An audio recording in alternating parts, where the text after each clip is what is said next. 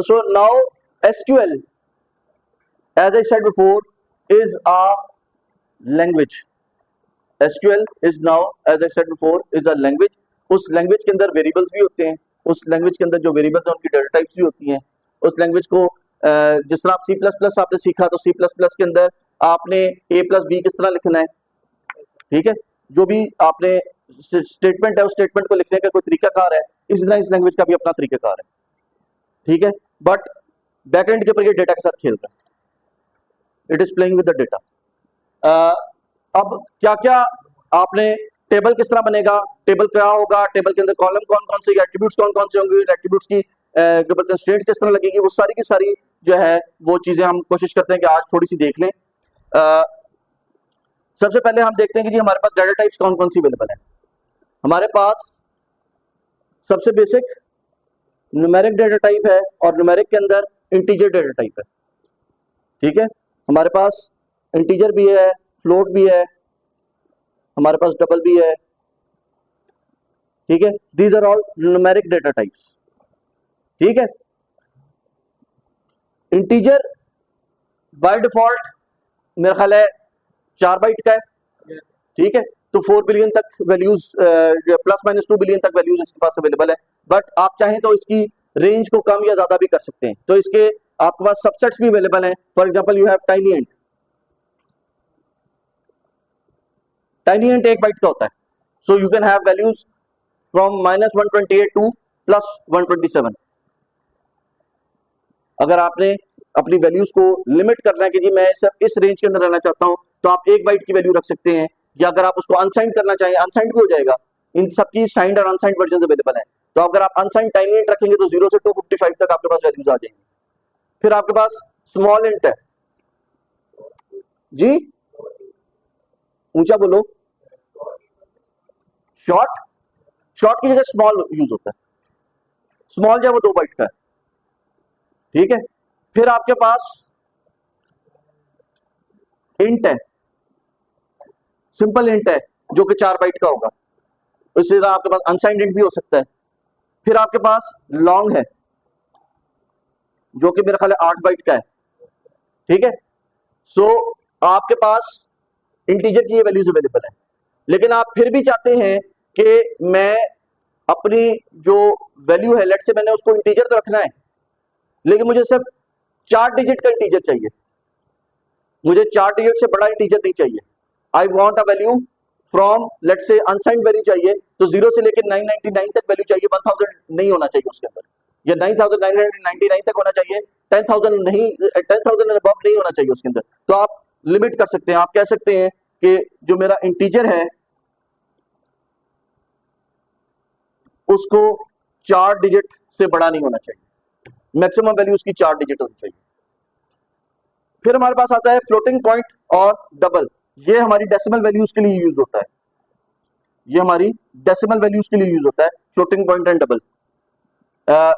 इसको भी आप लिमिट कर सकते हैं कि जी आपके पास टोटल डिजिट्स कितने होने चाहिए, और आपकी प्रिसीजन या जो डेसिमल पॉइंट है उस डेसिमल पॉइंट के बाद कितने डिजिट्स होने चाहिए। सो अगर आप कहते हैं लेट्स से फ्लोट 5,3, इसका मतलब है कि टोटल 5 डिजिट हो सकते हैं। You can have up to 5 digits, जिसमें से 3 डिजिट जो है वो पॉइंट के बाद आ सकते हैं, डेसिमल पॉइंट के बाद 3 डिजिट्स आ सकते हैं। तो अगर आपने लिखना है let's say 1 2 3 4 5, this is valid, क्योंकि आपके पास 5 डिजिट्स हैं। आप 1 2 3 4 5 6 नहीं लिख सकते क्योंकि 6 डिजिट हो गए।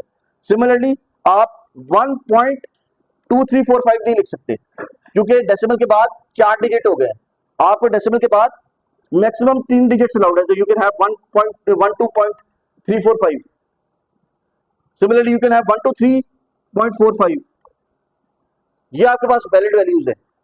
टोटल आपके पास 5 डिजिट हो सकते हैं, जिसमें से 3 डिजिट जो है एट मैक्स वो फ्लोटिंग पॉइंट के बाद हो सकते हैं। सिमिलरली डबल के अंदर हम डबल प्रिसीजन रख सकते हैं, डबल इसको हम कहते हैं 8,2, तो 8 डिजिट टोटल, जिसमें से एट मैक्स 2 डिजिट जो है वो डेसिमल पॉइंट के बाद आ सकते हैं, ठीक है। फिर हमारे पास एक और डेटा टाइप जो कि C++ में बाय डिफॉल्ट शामिल नहीं की गई थी, लेकिन यहां पे शामिल की गई है क्योंकि उसकी हमने देखा कि बहुत ज्यादा जरूरत पड़ती है, that is Boolean. Boolean Boolean जो है वो आपको ट्रू या फॉल्स वैल्यूज के लिए यूज होती है कि कोई चीज अवेलेबल है या नहीं है।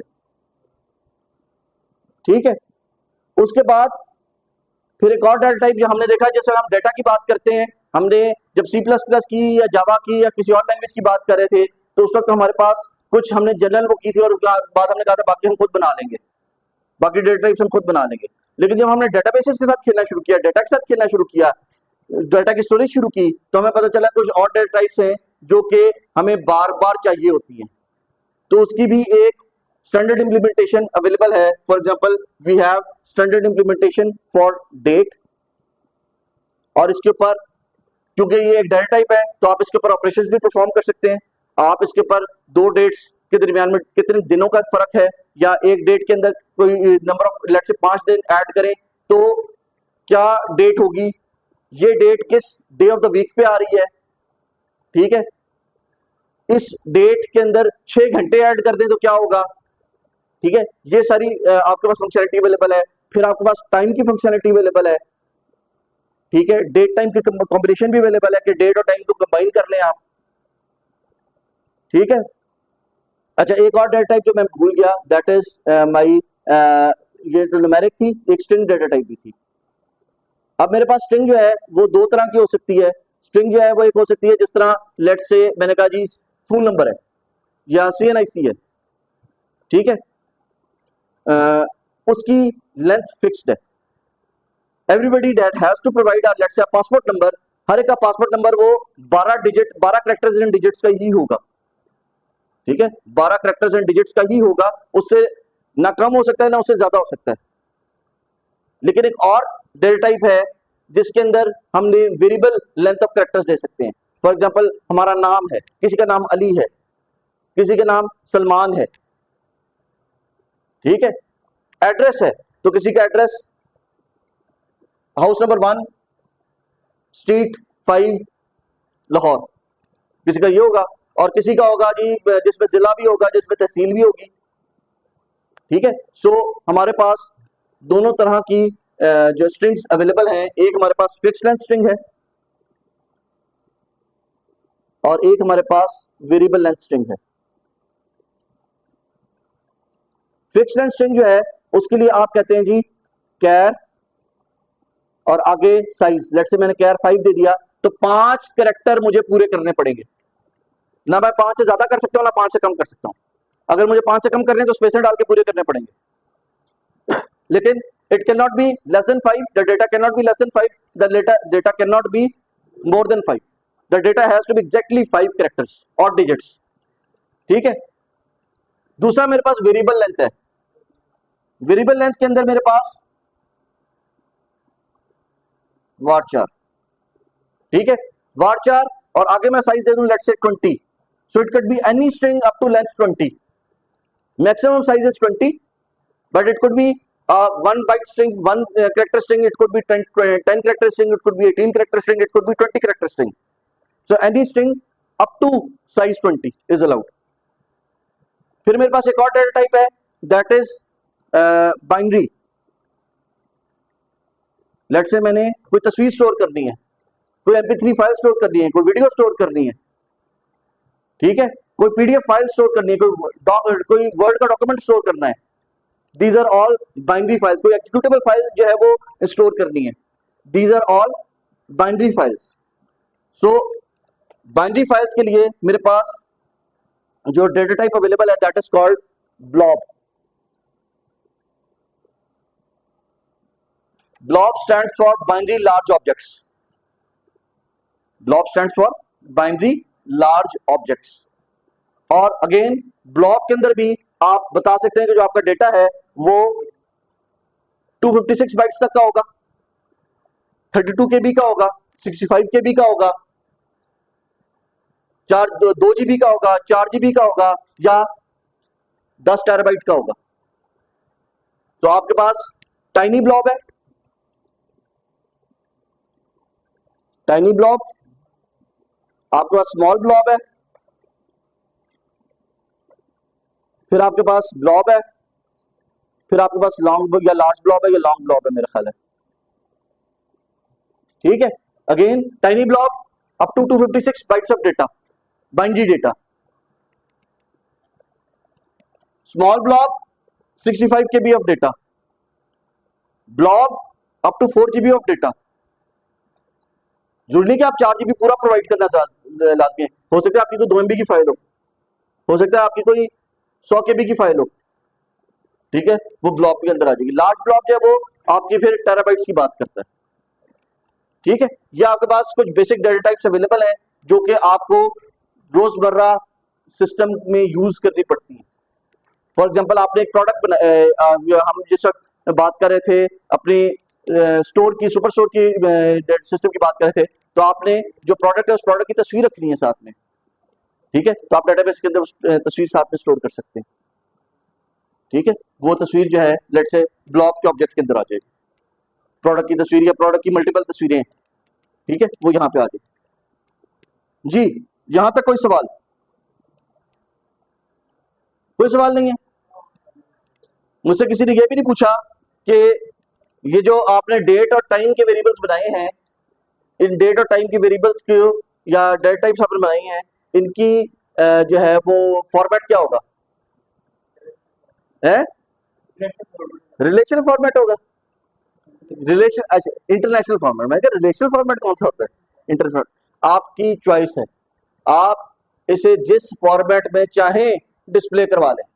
आपको अमेरिकन फॉर्मेट में चाहिए, अमेरिकन फॉर्मेट में हो जाएगा, जिसमें पहले पहले मंथ होता है, पहले मंथ होता है, फिर डेट होती है, फिर ईयर होता है। ठीक है, आप इसे यूके या पाकिस्तानी फॉर्मेट में कर लें, जिसमें पहले डेट आएगी, फिर मंथ आएगा, फिर ईयर आएगा।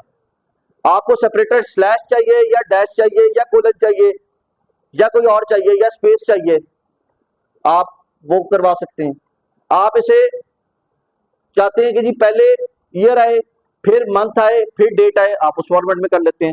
सो आप इसे फॉर्मेट, जब भी आप डेटा वो करते हैं तो अपना फॉर्मेट बता सकते हैं। बाय डिफॉल्ट जो फॉर्मेट यूज होता है that is Y Y Y Y dash M M slash D D. ठीक है, यानी 4 डिजिट्स ऑफ द ईयर, फिर 2 digits of the month and 2 digits of the date. अगर आप यहाँ पे एम एम जो मैंने जो लिखा है ना, आप एम एम की जगह एम एम एम लिख दें, 3 M लिख दें, तो आपको यहाँ पे वो मंथ की एब्रिविएशन शो कर देगा। फॉर एग्जांपल अप्रैल के लिए APR शो कर देगा, सितंबर के लिए SCP शो कर देगा। अगर मैं 4 M डाल दूं, MM डाल दूं, तो वो पूरा मंथ का नेम डिस्प्ले कर देगा। अगर मैं चाहता हूं कि जी पहले अमेरिकन फॉर्मेट में हो और पहले मंथ डिस्प्ले हो, तो मैं कह सकता हूं MM dash DD dash YY। अगर मैं सिर्फ 2 बार डालूंगा तो वो सिर्फ 24 शो करेगा, अगर 4 बार डालूंगा तो 24 शो करेगा। ठीक है, अगर मैंने पाकिस्तानी फॉर्मेट में चाहिए मुझे, तो मैं कहता हूं जी DD slash MM slash YY। तो वो लेट से आज 20 तारीख है तो 20/04/24 लिख देगा। ठीक है, सिमिलरली टाइम के लिए जो है HH small m for minutes and small s for seconds, और अगर आपको साथ में जो है मिली सेकंड चाहिए तो A, और अगर आपको साथ में टाइम जोन चाहिए तो Z। ठीक है, और इसको भी अगेन आप किसी भी फॉर्मेट में कह सकते हैं। आप कह सकते हैं मुझे सिर्फ मिनट्स और सेकंड्स चाहिए, आप कहते हैं जी मुझे सिर्फ आवर्स की इंफॉर्मेशन चाहिए, तो आप HH लिख दें उसके अंदर। आप कहते हैं कि जी मुझे कंप्लीट फॉर्मेट चाहिए, तो आप ये भी लिख सकते हैं। साथ में आपको टाइम जोन भी चाहिए कि किस टाइम जोन का टाइम रिकॉर्ड हुआ है, वो भी आप कर सकते हैं। ठीक है, और अगेन आप चाहें तो डेट टाइम का जो वेरिएबल आपको मैंने बताया था, उसके अंदर आप इसको कंबाइन भी कर सकते हैं। आप कह सकते हैं कि I want Y Y Y Y dash M M dash D D space H H colon M M colon S S colon A space G. ये आपका टाइम स्टैम्प का फॉर्मेट है कि किस दिन, किस टाइम, किस मिलीसेकंड, किस टाइम जोन में ये काम हुआ है। अच्छा बाय द वे, ये जो मैंने फॉर्मेट लिखा है ना, इस फॉर्मेट की एक बड़ी मजेदार बात है। Can anybody see what is happening? ठीक है, चले मैं यहां पे z को बीच में से निकाल देता हूं। अब देखिए हैं, ईयर से मिली सेकेंड, तो इसमें जब मजेदार बात क्या है, the thing that is changing the slowest is on the left and as you move from left to right चीजें तेज चलना शुरू हो जाती हैं। तो सबसे यहां पे सेंचुरी होगी, ये पहले दो सेंचुरी के होंगे, वो 100 साल के बाद चेंज होगी। साल हर 365 डेज के बाद चेंज होगा। फिर मंथ एवरी 30 डेज चेंज शायद हो रहा होगा। फिर ये डे वो एवरी 24 आवर्स चेंज हो रहा होगा। फिर आवर है एवरी 60 मिनट्स चेंज हो रहा होगा। फिर मिनट है वो एवरी 60 सेकंड चेंज हो रहा होगा। सेकंड है वो एवरी 1000 मिली सेकंड चेंज हो रहा होगा। ठीक है, so as you are moving down आपकी जो चीजें हैं वो हो रही है। और इसका दूसरा एडवांटेज ये है कि इस फॉर्मेट में लिखा है, इस फॉर्मेट को सॉर्ट करना बड़ा आसान है। इस फॉर्मेट को सॉर्ट करना बड़ा आसान है क्योंकि जो चीज 20 से शुरू हो रही है वो सारी इकट्ठी आएगी, जो चीज 1 से शुरू 19 से शुरू हो रही है वो सारी इकट्ठी आ जाएंगी। आप ईयर की बेस के ऊपर सॉर्ट कर रहे हैं, आप मंथ की बेस के ऊपर सॉर्ट कर रहे हैं, तो जो एक ही साल के सारे महीने जो है वो मंथ 01 जो है वो यहाँ पे आ जाएगा, 02 उसके नीचे आ जाएगा, 03 उसके नीचे आ जाएगा। तो सॉर्टिंग बड़ी आसान हो जाएगी। ठीक है, स्ट्रिंग बेस्ड सॉर्टिंग आप इसके ऊपर लगा सकते हैं, इसके ऊपर आप स्ट्रिंग सॉर्टिंग लगा सकते हैं जी। यहां तक कोई सवाल?